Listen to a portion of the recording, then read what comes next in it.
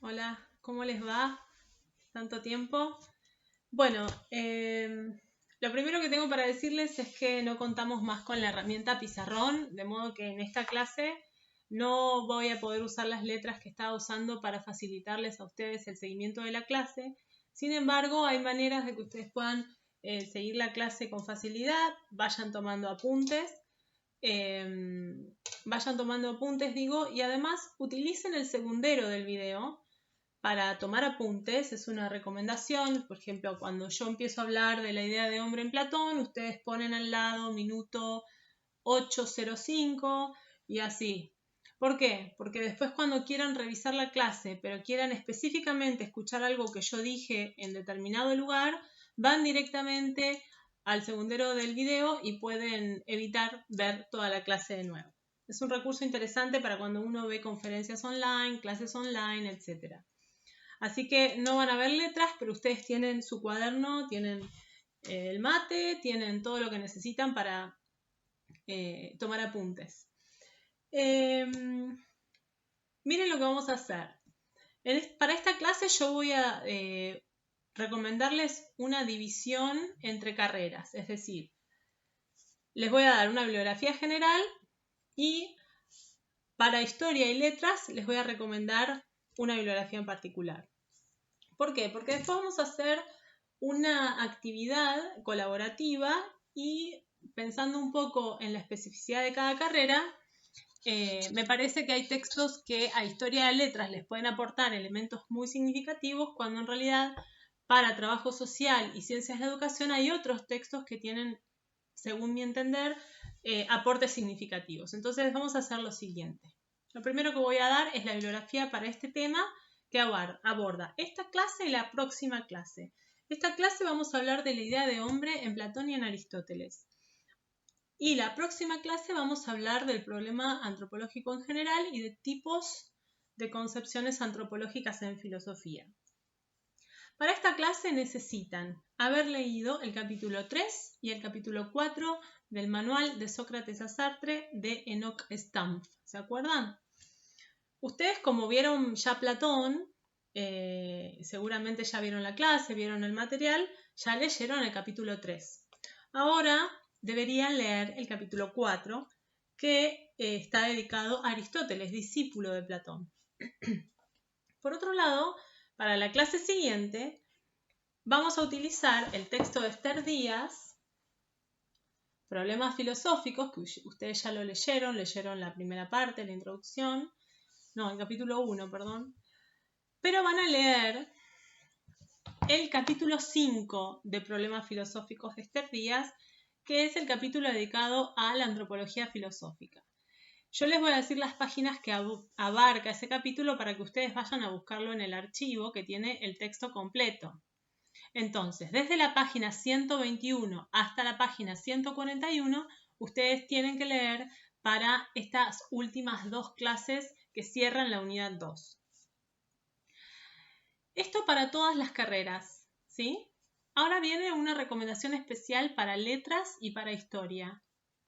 La recomendación especial para letras y para historia es que lean la bibliografía complementaria, el texto de Cassirer.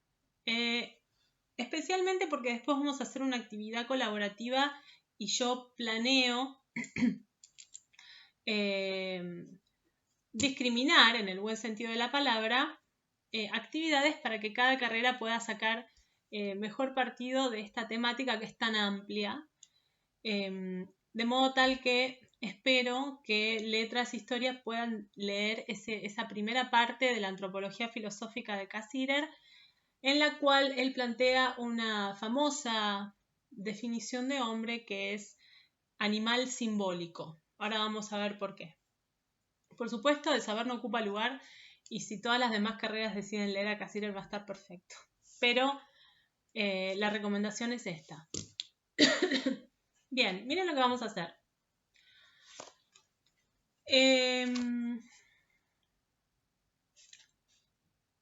La idea de hombre, filosóficamente hablando, es una idea que subyace, que está a veces hasta escondida en algunas teorías filosóficas, presupuesta, Y decimos que a partir de Sócrates, ninguna teoría filosófica elude, evade u omite hablar del hombre en particular, ¿sí? Cuando hablamos de la sociedad, estamos hablando del hombre. Cuando hablamos del Estado, estamos hablando de una institución humana. Cuando hablamos de la guerra, cuando hablamos del amor, cualquier temática que abordemos filosóficamente a partir de Sócrates, es decir, a partir del siglo V, IV a.C. hasta nuestros días, plantea, ya sea implícita o explícitamente, una cierta manera de comprender qué es el hombre. Digo implícita o explícita porque hay teorías que pretenden definir o circunscribir qué es lo humano, qué es el hombre de manera directa, y hay otras teorías que no hablan del hombre en particular, pero debajo de los planteos teóricos está presupuesta una cierta idea de cómo entendemos al ser humano. Entonces, vamos a hacer un breve recuento de las diferentes posiciones que podemos encontrar. Por supuesto voy a hacer un vuelo rasante por toda la historia, imagínense que es un tema realmente profundo, pero para que ustedes se vayan ubicando. Hay en la historia del pensamiento filosófico occidental, repito, especialmente a partir de Sócrates hasta nuestros días, un giro que pone el foco en lo humano, de modo tal que cualquier planteamiento filosófico va a tener como fundamento una cuestión humana, ¿sí? Pero, ¿cómo entendemos al ser humano? No hablamos de definiciones en filosofía, pero sí de conceptos. El concepto de hombre no es el mismo en todas las épocas, ¿sí? Encontramos entonces algunas formas de conceptualizar al hombre que fueron variando a lo largo de los siglos, y es interesante, mientras estudiamos filosofía, poder situar qué tipo de concepto de hombre prima en una época determinada, porque eso también nos sirve para comprender algunos fundamentos teóricos, no solamente de la filosofía, sino también de las ciencias sociales, por ejemplo. Entonces, no es lo mismo hablar del hombre en Grecia, en la Grecia antigua, que hablar del hombre hoy, por ejemplo. No es lo mismo hablar del hombre, una teoría que me habla del hombre en la Grecia antigua, que una teoría que me habla del hombre en el siglo XVIII, en el pleno auge de lo que llamamos iluminismo o la ilustración. Tampoco es lo mismo encontrarme con una teoría de un pensador cristiano medieval, en la Edad Media, porque la idea de hombre que está, o explícitamente expresada o implícitamente expresada en esa teoría medieval, no es la misma, la idea de hombre, que la griega o la actual. Entonces, hay algunos matices que tenemos que tener en cuenta para comprender esas variaciones. Entonces, ¿cuáles son esas variaciones? Bueno, en principio tenemos que entender que la primera vez que la filosofía puso en Occidente el foco en el hombre, que fue con Sócrates, ya lo dijimos, esto lo plantea Ernst Cassirer en su libro, y también lo repite Esther Díaz en el apartado que ustedes tienen que leer.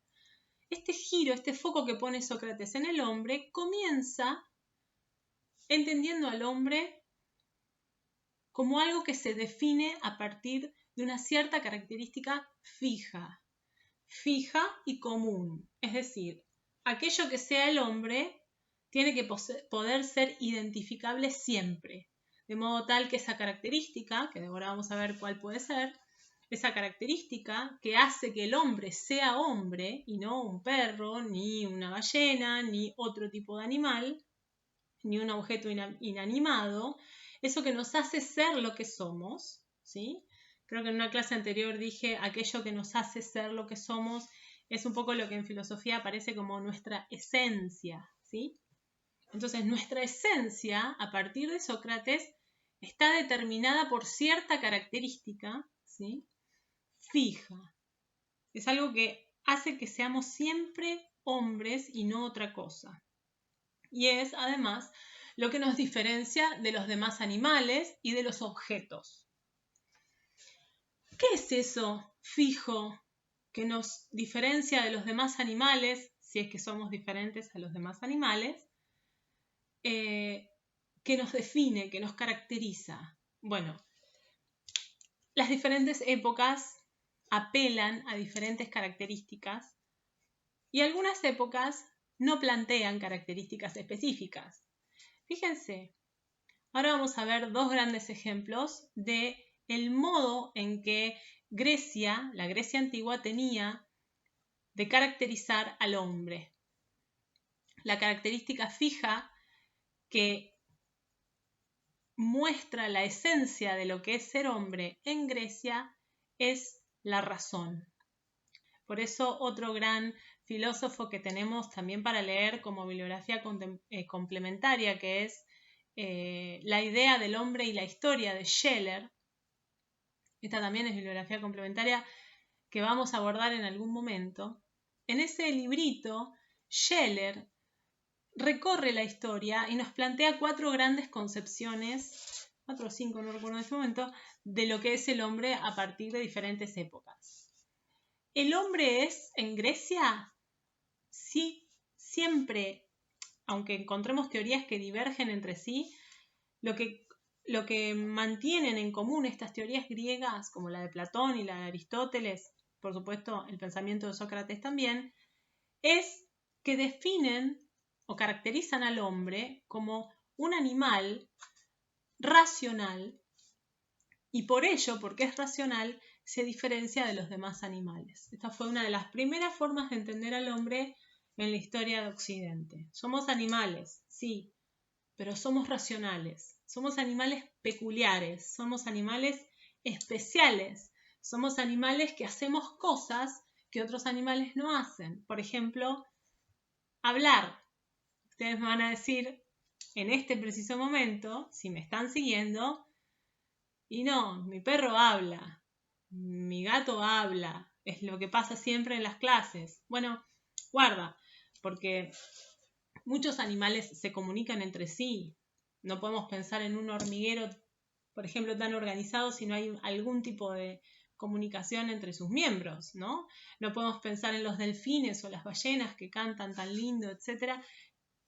Son animales que no se comunican, no, realmente se comunican. Yo estoy hablando de lenguaje articulado y estoy hablando de discurso, capacidad de discurso. Entonces, pareciera ser que en Grecia el hombre, si es algo que podemos reconocer porque es un animal, tiene funciones biológicas, tiene un cuerpo, es material, existe, etc., se mueve. Pero es un animal especial que se diferencia de los demás animales. Y esa gran diferencia específica en Grecia es la razón. Ustedes me dirán, ¿qué es la razón? Bueno, es una facultad, una capacidad que tenemos que para los griegos en particular anima al cuerpo, ¿sí? Por eso los griegos no hablaban solo de facultad racional o de mente o de capacidades mentales, eso va a venir después, especialmente con lo que llamamos teorías de la inteligencia para los de ciencias de la educación. Pero los griegos fueron los primeros en reconocer esta capacidad que tenemos de articular sonidos con sentido y además de pensar de acuerdo a cierta lógica. La razón es una capacidad, es la capacidad del pensamiento aplicado lógicamente, ¿sí? En términos generales, lo racional tiene que ver con la posibilidad de deducir a partir de cierta información disponible información nueva, como por ejemplo en los razonamientos, en los problemas matemáticos, en la derivación de teoremas o en el proceso de una argumentación. Yo postulo A y argumento a favor de A, agrego información, ¿sí? Sin embargo, si yo les tengo que decir, ¿es eso? Ustedes me dicen, bueno, ¿es eso la razón? No, bueno, la razón es algo muy difícil de definir. Entonces, vamos a hacer un pacto y vamos a pensar solamente en cómo entienden a la razón Platón y Aristóteles como exponentes de una época. Por el momento nos vamos a quedar con eso. Entonces, para esta clase tenemos que tener presente, primero, que estamos en la Grecia antigua.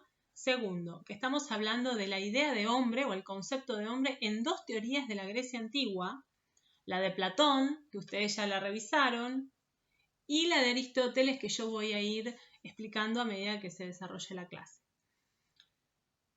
¿Por qué digo esto?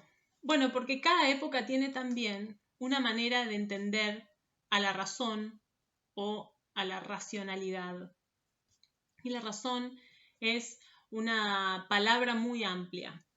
Entonces, como estamos en Grecia, vamos a hacer esta pequeña salvedad. Cuando hablemos o cuando yo hable de razón, en realidad voy a estar hablando del alma racional. Yo escribo porque me cuesta mucho explicar sin escribir. El alma racional, y para no olvidarme de lo que les estoy explicando. El alma racional es fundamental, concepto fundamental en Grecia, lo van a leer en el texto, por eso se los anuncio de antemano. El alma racional. Ustedes dirán, alma racional, qué raro, el alma supuestamente. Ya vamos. El alma racional, y otro término que puede aparecer y que es un poco sinónimo, es el logos. Logos es L-O-G-O.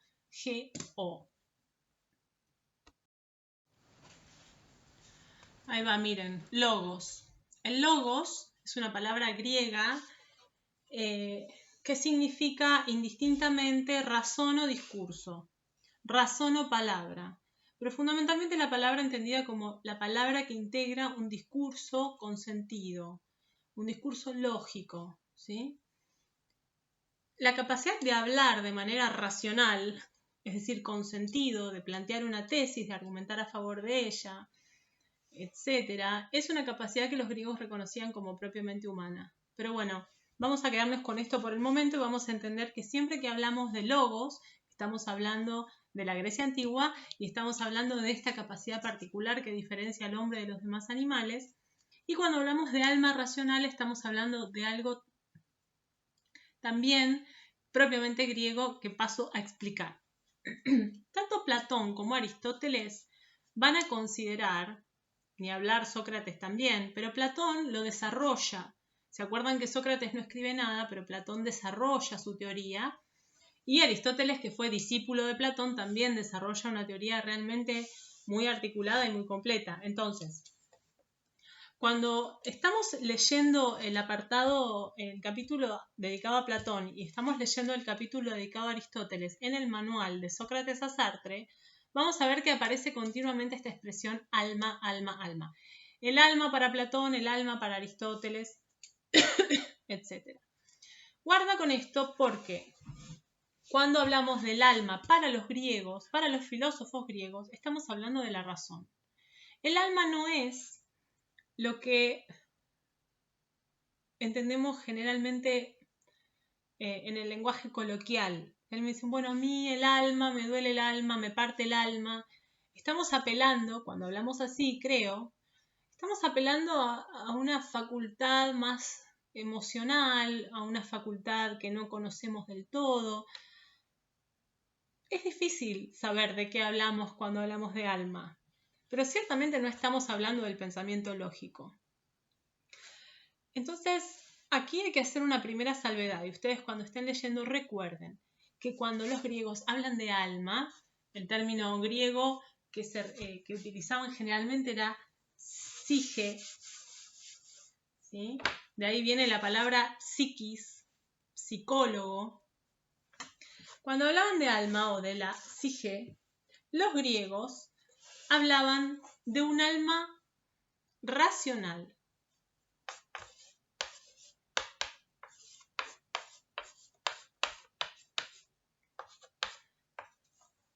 Alma racional. El alma racional es el centro que mueve al cuerpo. Una vez un profesor me dijo que el alma de los griegos, un profesor, si no recuerdo mal, Oscar Isabel, filósofo argentino, me dijo, mirá, el alma para los griegos es casi como el cerebro.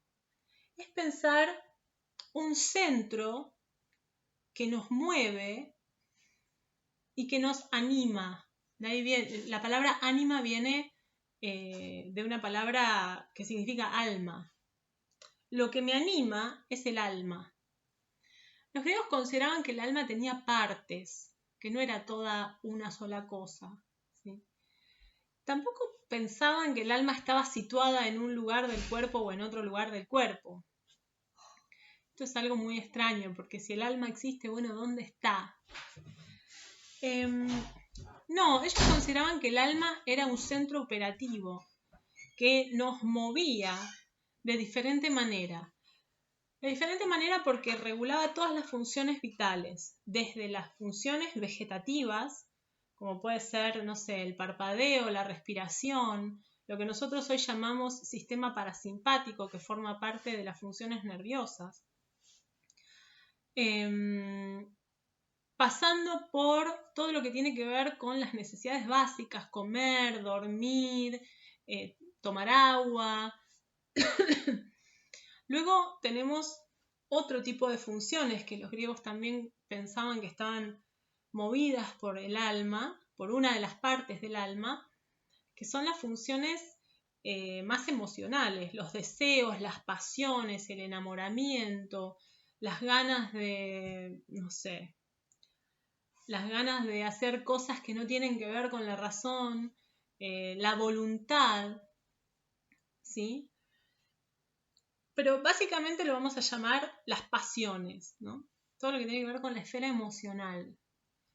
Y luego había una parte del alma, que era obviamente la más elevada, la más refinada, aquella a la que aspiramos como seres propiamente racionales, que es el alma en su parte o en su aspecto racional. El aspecto racional del alma es ese aspecto que me permite sacar conclusiones a partir de determinada información, anticiparme a los hechos, especialmente cuando hablamos, por ejemplo, de decisiones morales. Yo digo, bueno, frente a una determinada situación, tengo dos posibilidades, ¿sí? Por ejemplo, me insultaron. ¿Contesto? No contesto. Estoy pensando en un ejemplo. De repente yo, si me dejo llevar por mis apetitos y por mis pasiones, tal vez reaccione inmediatamente y conteste.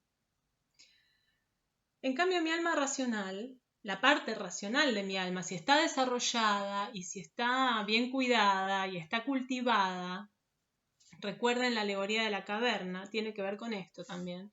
¿Quién es en la caverna el que está desarrollando sus facultades más elevadas, las facultades más elevadas de su alma, la parte racional del alma? Los esclavos que están apegados a lo que ven, a lo que sienten inmediatamente, a las sombras, o el esclavo liberado que está inspeccionando el mundo, viéndolo, estudiando matemática, sacando conclusiones, entendiendo que lo que antes vivió no era cierto a la luz de la nueva verdad.